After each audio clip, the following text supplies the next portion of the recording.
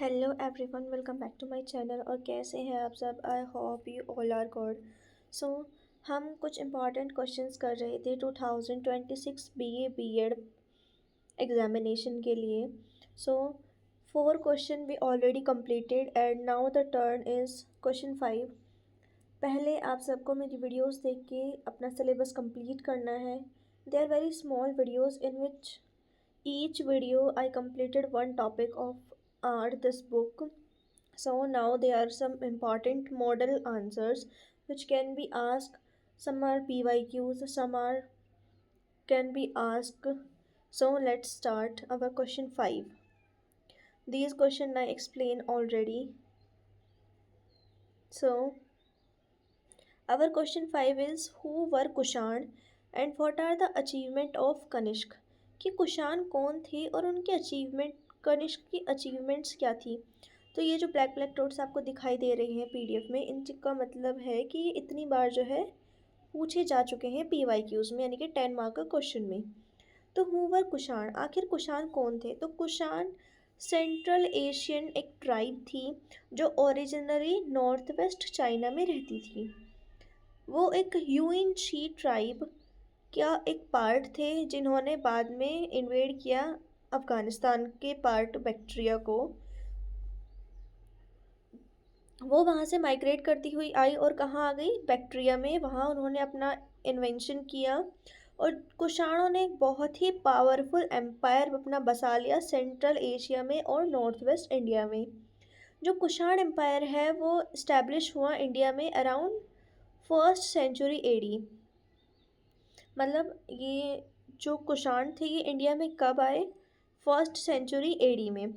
Important Kushan ruler है कुजुला कडेप्सिस, वीमा कडेप्सिस और सबसे मोस्ट इम्पॉर्टेंट है कनिष्क, जिसके बारे में क्वेश्चन पूछे जाते हैं। कनिष्क का इंट्रोडक्शन ये है कि वो बहुत ही ज़्यादा फेमस और ग्रेटेस्ट कुषाण रूलर था। उन्होंने 78 एडी से 101 एडी के बीच में रूल किया और उन्होंने ही स्टार्ट किया शका एरा। शका एरा यानी कि इंडियन नेशनल कैलेंडर। हमारे जो कैलेंडर है वो 3-4 टाइप्स के हैं अलग अलग, न्यू ईयर वाला और बहुत से हिंदू कैलेंडर, पंचम कैलेंडर, सब अलग अलग है। तो एक शका एरा भी हमारे जो है कैलेंडर है जो आज भी यूज़ किया जाता है, जो इंडिया का नेशनल कैलेंडर है। पॉलिटिकल अचीवमेंट क्या थी कनिष्क की? तो उन्होंने कुषाण एम्पायर को एक्सटेंड किया सेंट्रल एशिया से बनारस तक, जो कि कहाँ है? ईस्ट में है। कैपिटल किसको बनाया? पुरुषापुरा को, जो आज का मॉडर्न पेशावर है, जो कहाँ है? पाकिस्तान में है। उन्होंने उसको अपनी क्या बनाया? कैपिटल बनाया। उनके पूरे के पूरे एम्पायर में कौन कौन इंक्लूडेड था? आज का काबुल, जो अभी फ़िलहाल पाकिस्तान में है, हमारा कश्मीर, पंजाब, सिंध, मथुरा और बनारस, ये सब उनके एम्पायर में जो है इंक्लूडेड थे। उन्होंने अपनी लड़ाई लड़ी शकों के साथ में, पार्थियंस के साथ में और चाइनीज़ के साथ में, और मोस्टली जो है ये हर लड़ाई में सक्सेसफुल रहे। रिलीजियस धर्म की क्या अचीवमेंट रहे? तो कनिष्क जो है एक बहुत ही ज़्यादा ग्रेट पेट्रोन थे बुद्धिज़्म के, यानी कि वो बुद्धिज़्म को फॉलो करते थे। और कनिष्क ने 4th बुद्धिस्ट काउंसिल को जो है करवाया कहाँ पे? कुंडलवन, कश्मीर में, क्योंकि कश्मीर उनके राज्य के यानी कि उनके एम्पायर के अंतर्गत आता था, मैंने आपको अभी बताया। उनकी काउंसिल के अंतर्गत जो बुद्धिस्ट स्क्रिप्चर्स थे उन्होंने संस्कृत में जो है कंपाइल किया।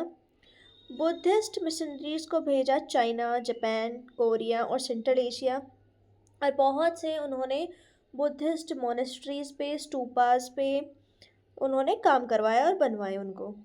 कल्चरली उनकी क्या अचीवमेंट रही? तो कनिष्क के कोर्ट में बहुत ही ज़्यादा फेमस स्कॉलर्स थे। अश्वघोष, जो एक बुद्धिस्ट फिलोसफर था और एक पोएट भी था, जिन्होंने लिखा बुद्ध चरिता। नागार्जुन, जो एक बहुत ही ज़्यादा ग्रेट बुद्धिस्ट फिलोसफर थे।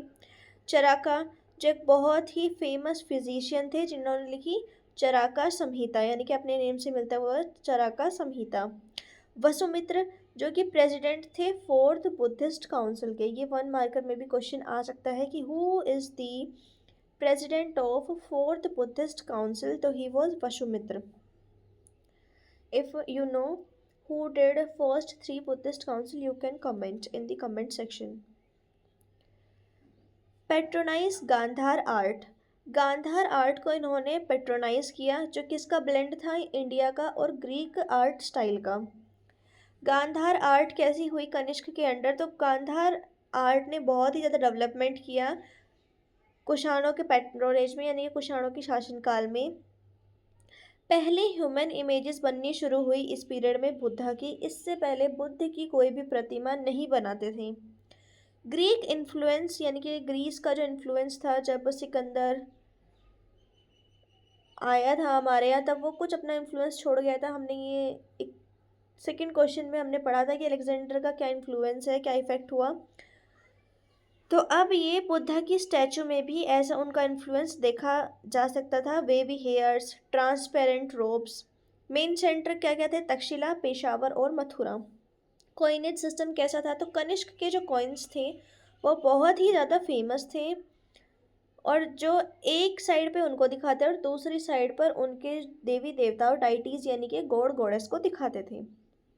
उनके coins Hindu, Greek, Persian, Buddhist deities, यानी कि उनके कॉइन्स पे हर एक देवी देवताओं का फ़ोटो था। यानी कि अलग अलग जो सिक्के थे उन पे अलग अलग प्रति, एक साइड उनका फ़ोटो, एक साइड अलग, चाहे हिंदू हो, चाहे ग्रीक हो, पर्शियन हो, बुद्धिस्ट हो, किसी की भी गॉड गॉडेस हो, लेकिन उनकी फ़ोटो थी। ये दिखाता है कि वो भी रिलीजियस टॉलरेंस की पॉलिसी को अपनाते थे। कंक्लूजन ये रहा कि जो कनिष्क है वो ग्रेटेस्ट रूलर थे एंशियंट इंडिया के। उनका जो कंट्रीब्यूशन था बुद्धिज्म, आर्ट और लिटरेचर में, और उन्होंने एडमिनिस्ट्रेशन बनाया, ऐसा एडमिनिस्ट्रेशन बनाया कि जो कुषाण पीरियड था वो बहुत ही ज़्यादा रिमार्केबल साबित हुआ। और उनको क्या दूसरा अशोक यानी कि सेकंड अशोक भी कहते हैं, क्योंकि जो उन्होंने सर्विसेज दी है बुद्धिज्म को, जो उन्होंने काम किया है बुद्धों के लिए, फोर्थ काउंसिल करवाना, उनकी मूर्तियाँ बनवाना, मोनेस्ट्रीज बनवाना, इन सारे वजह से उनको कौन से नाम का टाइटल दिया गया है? सेकंड अशोक, क्योंकि अशोक ने भी बहुत काम जनता के लिए, बुद्धिज्म के लिए कराया था, इसीलिए उनको नाम दिया गया क्या? Second Ashoka. So bye bye, see you in the next video. और जो नेक्स्ट क्वेश्चन है वो हम नेक्स्ट वीडियो में डिस्कस करेंगे। Till then take care and bye bye. Subscribe to my channel.